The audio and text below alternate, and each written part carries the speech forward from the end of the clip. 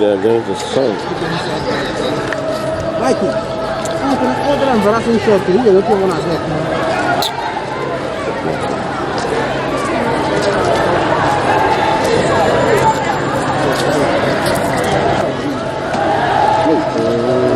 They're against the sun. Mikey, I'm embarrassing short. You look at one of them. Sanders.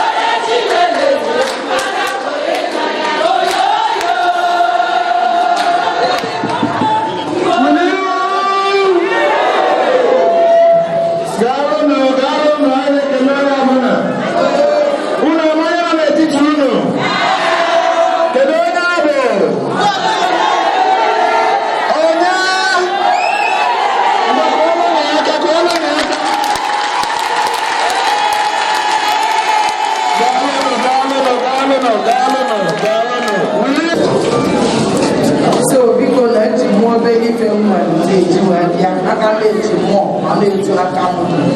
As an actual account, one corner for side. Soon, none of them are come by one of Mobamus. One of them will be bring their in the Yagan is an Angabiana and their phone. So good, the Ayabulos also. No, that is more. I continue. Augustin life from Ayabenia. So I'm spending with them. It's when you know Academy. How the gas like I said, dog, I can't one of Passaki. Now, one of my dear one, young one of me, I'm on park and I need to give a party in them. I have a party with Serena. I just put the pap and deal so. Man, go Moaka, you will be a near a give banana, a cover, whatever we give them before more multivitamins. And I thank God, my governor, through the Commissioner for Health, the station group, healthcare providers, yeah, the nurse, my doctors here. Here we make a net for Nanya. So, Anyara Pro, Achineka Amara Pro, every will meet mattresses. I got a mattresses, the government is. I joined the bank, at least one of them are for one of the buses. So people, now one hour live, my Bible says, I'm not going knife for the wine, I neck and I have to neck. I cannot want to be farmer, but so many of them will now. Mamma Chinek and Melanie, I cannot do none. I took a Cosiani, if I got another one of my Habana here. So,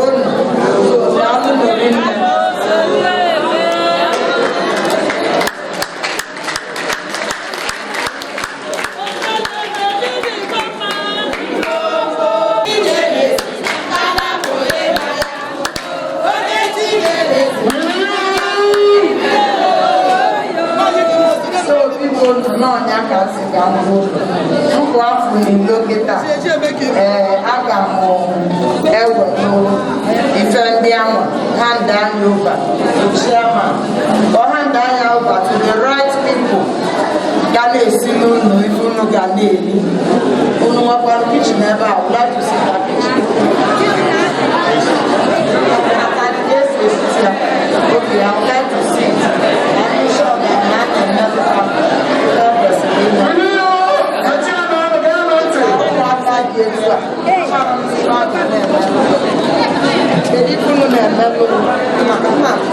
What do you eat?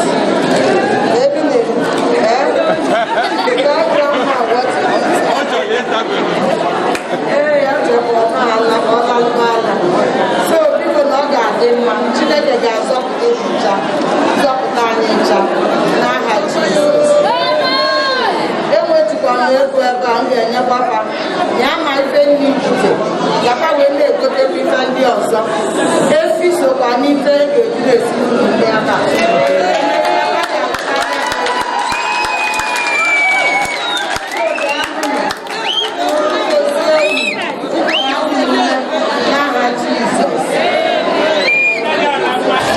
What about this book? Yeah, put it.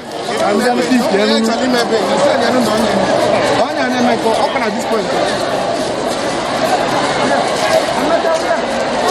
No way.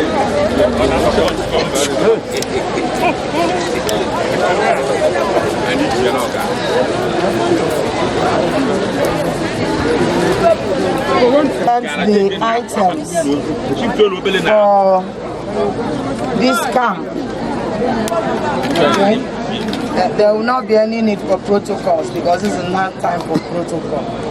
It's a very sad time in our state that people will be displaced from their houses and their houses will be submerged, and they are here in the church sporting 1,600 in one tiny little space.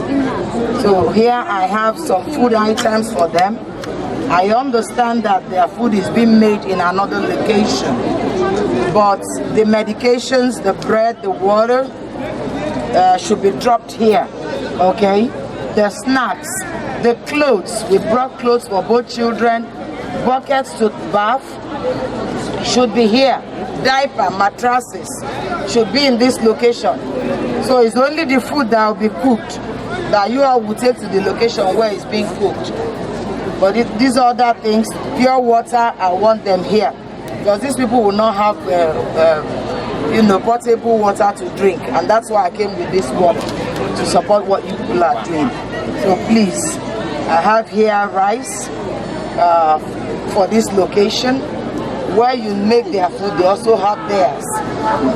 So when you know if they are making for this location, this is what they use for them.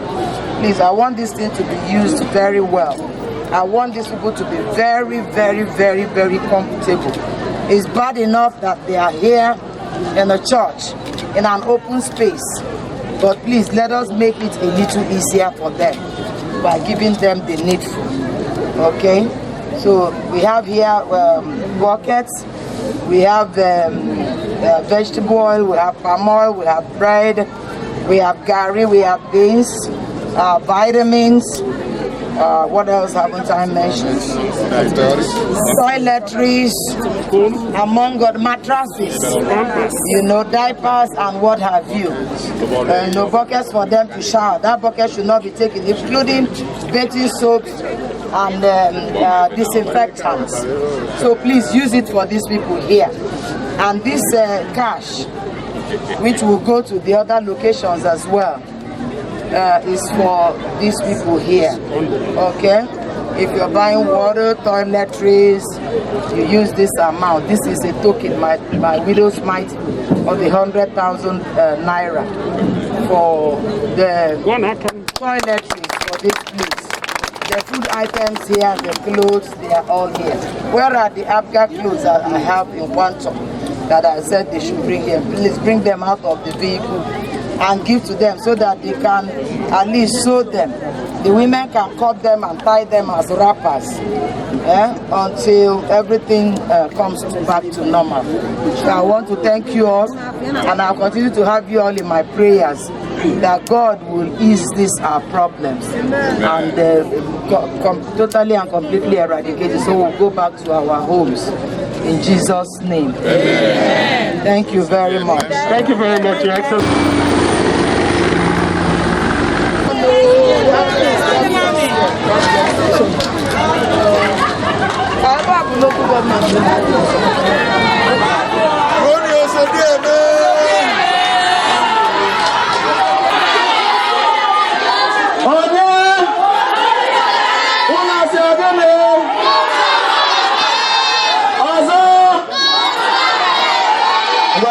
Galo. Anyị nwere n'etiti anyị nnukwu nne anyị nne Obiama, nne Obiụna n'ọzọ, nne Afọmịa na Abụnanị, nne Anambra, onye na-emekọta ndị ụwa na-atụ n'anụ ọya nọ n'etiti anyị, Her Excellency Dr. Mrs. Ebele Chukwu Obiano. Kalụ na ife anyị na-asị ya ọ bịara ka ọ bịa fụ unu n'ihi na ọnọdụ unu na-emetụ ya n'obi. Ọ ya bụ nọ n'etiti anyị. Your Excellency, the holding center anyị na ya bụ Akani holding center. Ebe a anyị nwere 2,710 IDPs here. Anọ n'elu nọdị naanị nọdịkwa na the adjoining building. Ndị a bụ ndị Iju chọpụtara na befa dị iche iche eshi ofu ọnwa kịta ba na ebe a. Anyị ekene His Excellency Governor Willie Mmadụ Chukwu Obiano, onye bụ na obi ọmị ya ka eji wee debe holding center wee na-emeke ndị na-ebe a. Fa nwere nnukwu olileanya maka na mgbe fa nụrụ na nne fa na-abịa dịka isi wee bịa ahụ na-abụ gara aga na obi na-ahafa ka Chukwu eji na fa mana ọtụtụ ife ọma dịka ihe nọ ya na anyị na-anabata gị Your Excellency. Anyị na-asị na ọ ga-abalị n'ọnụ dị nnọọ. Mgbe onye ọbụla gezie ntị, onye mekwana mgbatụ ka anyị n'ọnụ mama anyị aka n'ala. Daalụnụ ụmụaka ndị Atani mụanụ amaka ife ajọ na ndụ bụ isi, ndụ ka akụ, ndụ ka ife niile. Amụrụ maka ọnọdụ unu bịakwuo kịta afụ n'anya si na m ga-abịa nata ka m bịa fụ unu ka m bịa mmalụ ka unu si nọdụ mana ebọzibụ ife kwuru ka a na-eme because the governor mụrụ ya wuti eri na osi ọzọkwa na-arụ a onye gasịa ifesi ka ewe na-enetu unu anya ma matras na ife olili na ife unu ga na-eji na-achacha ọnụ ma ọsị ya ka ọ sịrị ya. So I hope na ọ na-adabakwa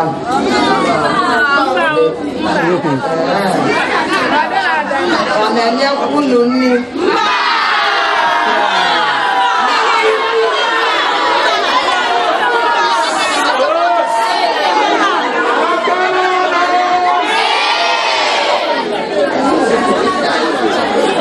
kedu etu na-ada enye unu nri ada esi nri ebe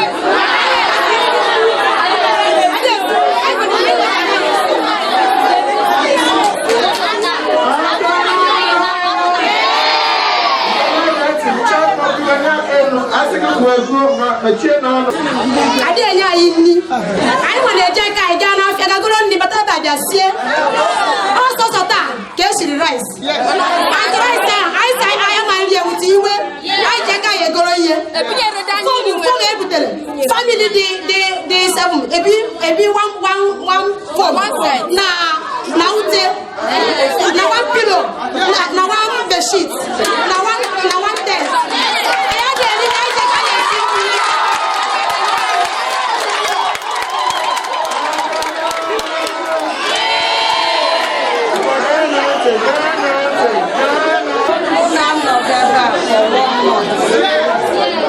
You're not enough for 1 month, no one is.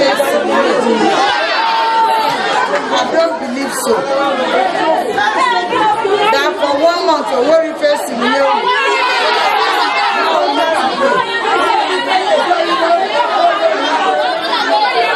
When they beg you, you will see you.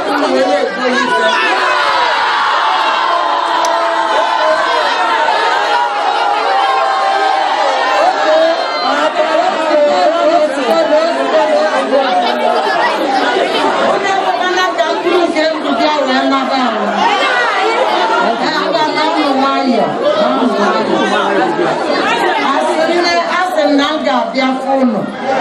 Auntie Yona, His Excellency, Sika, when and that's who Naya. Ebumuma, Sikapa, my domain, Mamma, Mamma, Papa, my beans, my rice, my price.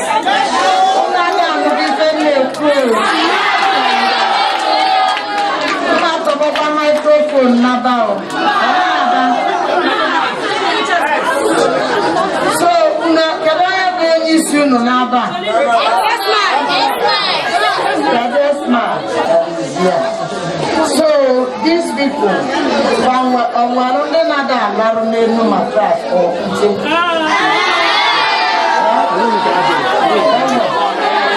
how many of them?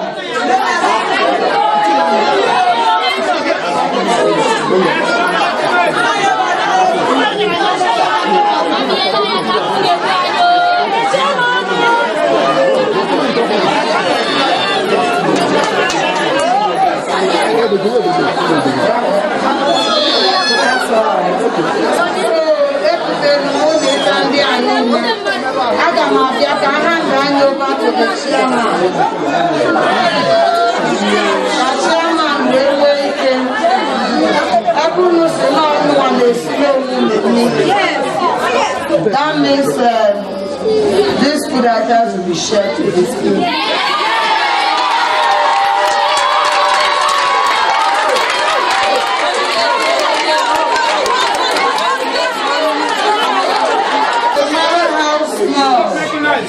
You people should manage it. This is a natural disaster. It's not man-made. We would have done something about it if it was something the government can help. But it's so sad that things are not moving the way we expected. And I can assure you that this will be really looked into. It's totally and completely unacceptable that the government has provided the financial resources for you to be fed at least. And you are telling me here now that you are not fed, that it is only today they made rice. And you didn't eat it out of protest. Okay, this one that I brought here will be shared to you all.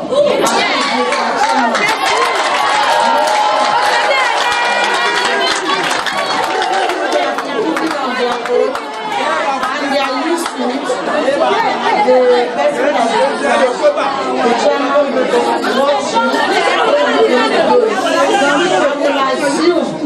That the chairman is not aware that you people are not eating.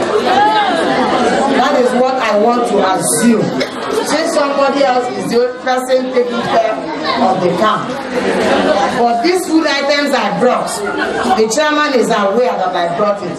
And the chairman must be aware that it is here. To everybody, including the clothes, even the Afghan clothes, if you can share them in 3 years, I'm sure it will go around them, even if it's 2 years. And then we bought some ready-made clothes as well. It will be shared to people, including babies. We bought clothes for babies. Look at this new baby. I'm sure this baby is not up to a month or thereabouts.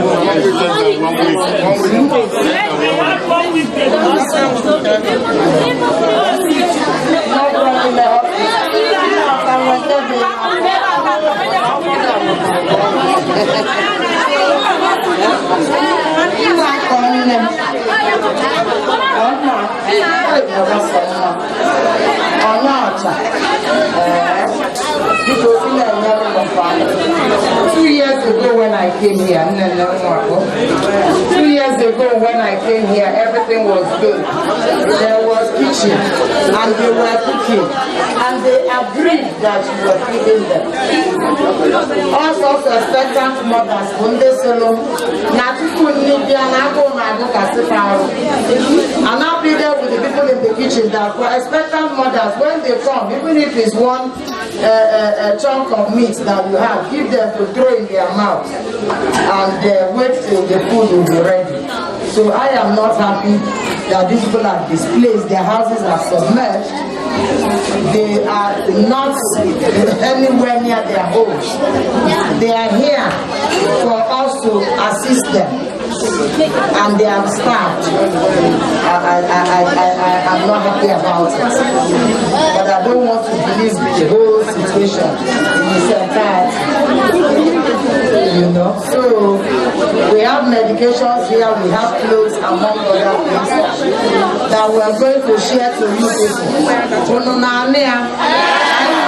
I'm the medications, I'm with you, and I get a room, and by God's grace, in no time, you go to one more things, you can get you later.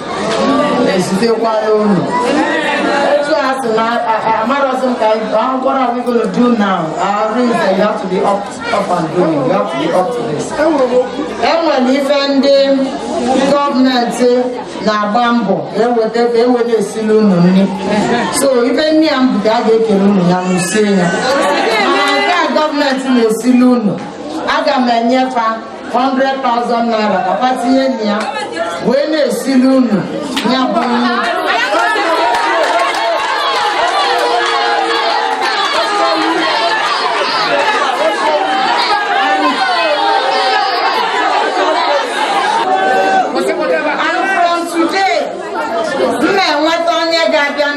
tell my make sure I see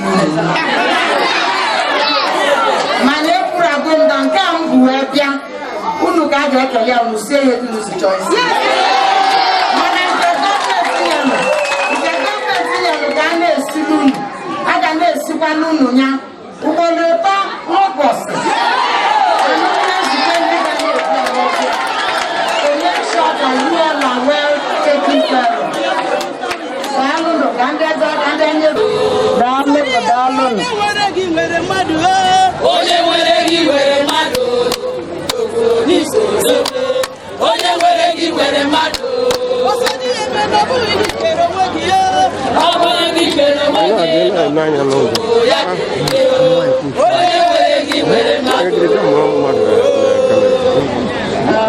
I'm happy to be here. And I'm happy that the people in this camp are fine, to the glory of God. What is most important is life. Their houses have been submerged, they don't have anywhere to go, and they came here at the instance of the government, and the government made adequate provisions for their feeding, for mattresses and what have you that they require to at least get a little bit of comfort in this holding center. Unfortunately, the other holding center, I didn't question them. If they don't cook here, or if you people cook here, according to the chairman, you cook here at this Atani holding center, and the people here don't eat. I don't understand how the people in Osamala will eat. If where the food is being made, they claim that they don't eat, and they said it in your very before. It's not like they called me aside and told me. That would be gossip, but they said it right there and then that they have not been eaten, and they cooked for them to eat. And they did not eat it in protest, because apparently you would have known that not apparently, you would know that we're coming, and that's why food was made for them. And this is a very mean thing to do. That is why Nigeria is in the situation, in the state we are. Some people want to make things right, and a lot of people are bringing those people down by their actions and inactions. Anambra state government has made everything, prepared everything for them to take care of these people. And these people have not been fed for 1 month. And they just made food for them today. And they told me right there in the presence of the chairman, TC chairman, and whoever is taking care of this holding center, that they have not been eating since they came here in the past month. That they made rice today and they did not eat it in protest. So that rice obviously was made because they are aware that I am going to be here today. I am not happy about it.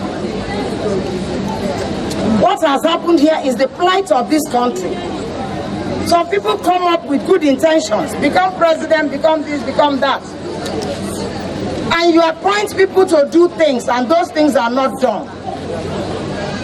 It is very sad. And the masses will be there saying, oh, leadership, leadership. Meanwhile, leadership has good intention.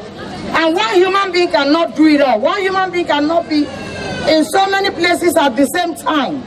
You can only delegate responsibilities, you can only delegate duties. Why will people not do it? Why will the haves pocket what belongs to the do not haves?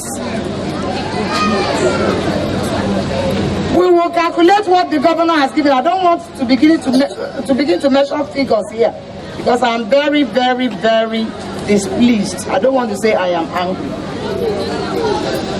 I'm displeased with what I heard here today and what is happening. And that's why I have instructed that these food items I bought to add to whatever they would have been given must be shared to all the individuals here. That is a must. If that is not done, things will happen in this local government council. So all the people here, all hands must be on deck so that you begin to line up these people and begin to share family by family. You begin to share this food stuff to them. The what's it called, toiletries will also be given to them. Since we can no longer trust human beings, I don't know what we're going to do. When you say something, they will say it's their word against theirs. What are you going to? But I heard this one and they did not say it in private. They said it before everybody. This is callous. I will not be handling this place. And I will not come to find out how my people are doing. I'd rather be dead than be assigned something and I'm not able to live up to it. So we have here bread, we have tummy, domin, we have the toiletries, like I said, we have pure water, we have about how many bags of rice do we have here? They are going to share these things on the yam tuber, we have pure water, we have diapers, we have mattresses, we have medications as well as clothes. Both the ready-made ones and the wrappers that can be shared to women. They may not have it 6 years the way it is, but they can be given 3 years or 2 years to make whatever they can wear to cover themselves up. So because Nana make a no so no and don't know if I da pasala nyamaka chak or da pasa. And when my children are not happy, I am not happy. And that is why I am here. I was supposed to come on top of this place. We are not never. What's okay? I put up go to talk. I'm be go to Cambia for Pakandi question and then Gabiafu at a later time. Nafa dendo the hail and hearty. If I'm full no one, I'm happy that at least I saw nets thereby. The only snack we have here now you open to the tent, O Israel, when it comes to feeding. And I'm not happy about anything. And on the Obiano and a on a good day. And my Azona Rasaka Madu Cabani is name. My Gina Rasaka Madu. So these are not people like a Jinni Melo guy. These are people like was sitting in the Palibasian near Oblun debate in Pasna Bade Lin, Napana Yan Lianya. Onya Kana Yan. So Picono, Yamano Maka Neta, these people Lanya. And I have said everybody here watchdog for everybody. Actually, Monday Ghana information on daily basis. Now they see nearby no one able to mother but I don't know actually. So I've said it openly. Tell me, let me know. Monday mother and a little about the nearby. I can see look on banyo. This one, all them can make keep go to this one to myself. But I'm not running any factor making, I tell the government. So, because can if I know one, I work out your papa, when your papa. Now, God bless you. Oh, God, no ma oh, take care.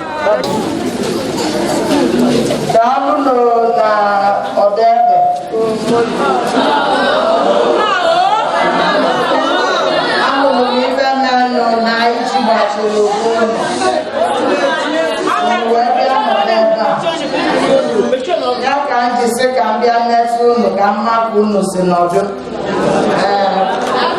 anyị kene Chineke na enwedụla ebe dị enu ala unu nwere ike wee nọdụ mana agbara m aka wee bịa ka m na-abụte ebutere m ụlọ ife ebe na-esiwala unu ga-etinye n'ife ndị gọọmenti na-ewetasị ga-ewe na-esi n'ụlọ ma akwa ma ife eji achịcha ọnụ na ncha ndị eji awụ arụ ma bọket sịbụ nnụ ma na-eji enya ma osikapa na ji na mmanụ ma bins banja unu wee nwee ike wee na-elepụta onwe n'anya obele obele ana m ekpere Chineke na mgbe na-etere aka na ya bụ mmiri ga-ata n'onwe ike nabapụ na bụ unu anyị unu ga-ekwulokwu unu one piece in Jesus name.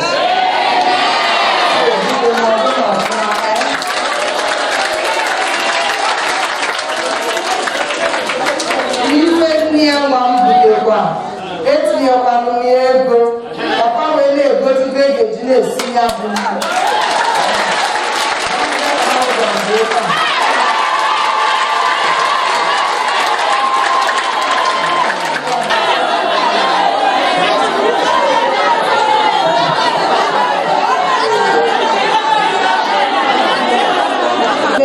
daalụnụ ife ọ bụ ife ndị a sị na anyị butelu unu ase nwunye gọvanọ mbụlụ nne Anambra ya ka m jisi ka m bute ife ndị a wee bịa sọpọta unu matras dị ya ọgwụ vitamins dị ya mmanụ nri na mmanụ ọpapa dị ya tomato dị ya pis dị ya garị dị ya dekwanụ ji ka ọ dị ya ma indomie ma rice ma akwa dịkwa nke anụnwa ma pure water sikwu unu wee na-amaneji ma nnu so welu na ya wee na-amaneji na ọ ga-adị nụ mma daalụ nụrụ nne n'ebe a Chukwu gozie unu. So I hand this over to the chairman to the right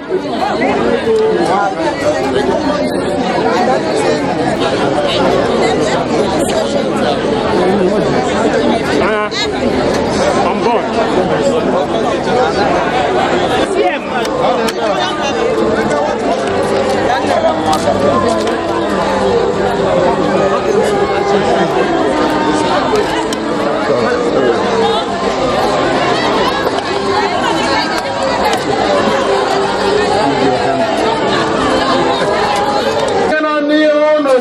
Excellency Dr.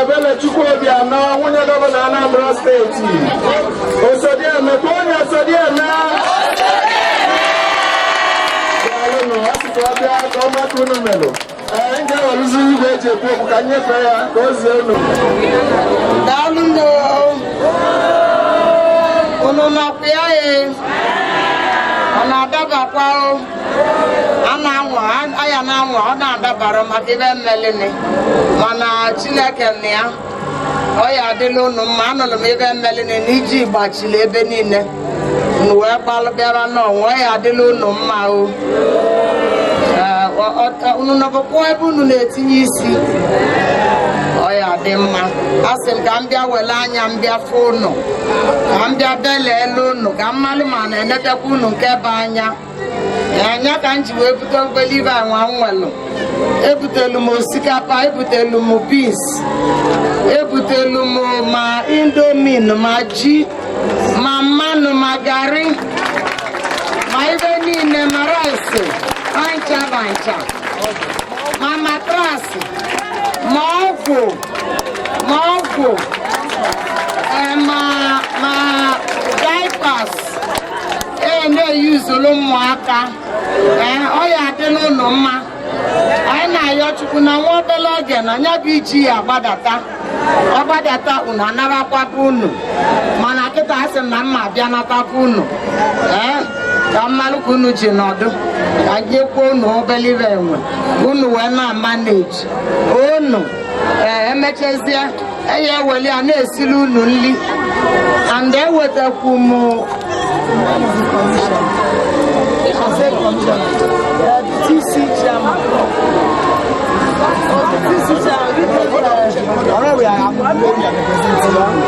what's happened to okay, so I get if I to the TC chairman Anambra West on Abiakwa phone. TC chairman Anambra West on Abiakwa phone. I don't care about that.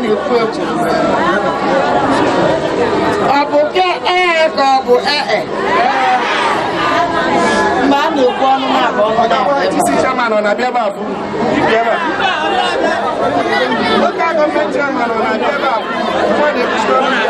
Even though Musi India labor,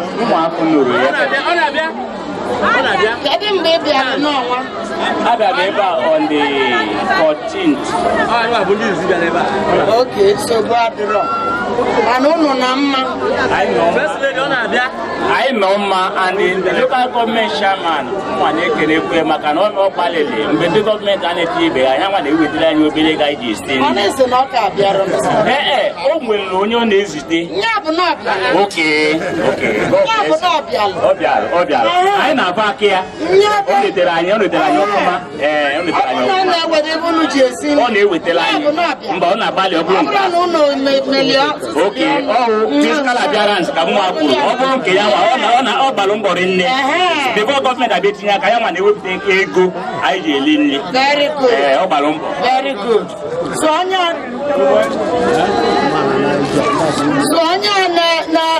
even me, even Lini, why put the Ayabugadiano. I never need to know one. No, Ebukuma, Webia, Mapapuga.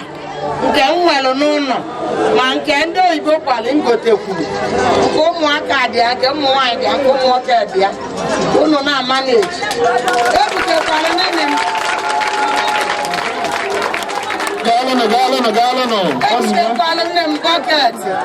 Bucket, who are not paying millionaire war, man, church, a war, image a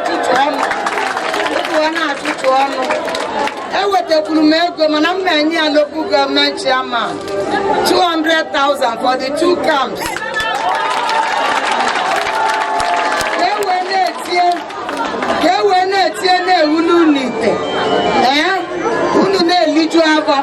When Millie Taziali, Mama Bono, let your work, what up, Wagada baby, Jine, when you beat it. Or the one in man, and young one goes here, or the one of Daruna. You can see diapers, you can see Indomie, bags of rice, soap, toiletries, pure water, among other things, medications as well. Yam, panchani in a pancha, mamano, so that they can use to cook for these people. Morning, afternoon, night. What happened to them? What brought them all the way from Anambra West to this place is bad enough. We don't want to, add to their problems by not doing the need. So more can have support. If the government in the Mekunu and the Dubai, Nugo or Jadilu Numa, because Mekwan go near Lutevaka, Sebukania no, or the Okoma. Thank you. Bikono, I make the Excellency Mrs. Munye Governors can play like that. So Munye Governor, if you may fly Naya Rinne, and you may respect to the people to Agabatalani. So if fly Naya Chineke, Ulisabini, Goye de Belikino or Dwa, Giliga, Kamaji Plumagina, Haji. I never like a Jew Kenegi, Nali Chineke, Boyeke Kenegi, Kenini female, Obiano, Bo, Angulan, Lini Fine Paul. And the Chineke de Begeba game make him make Wakalia, Kino Wakalia, Kishi Wakalia, and Chineke Geliga, Kanyepo Gani, Bo Akana Shora, Onya Plako, Buru. Okay, you pay Yaka. In fact, as you move, you must not get your pause on our Jesus. Okay, I have no Pastor Ezigbo Kajetan of Deeper Life Bible Church. God bless you.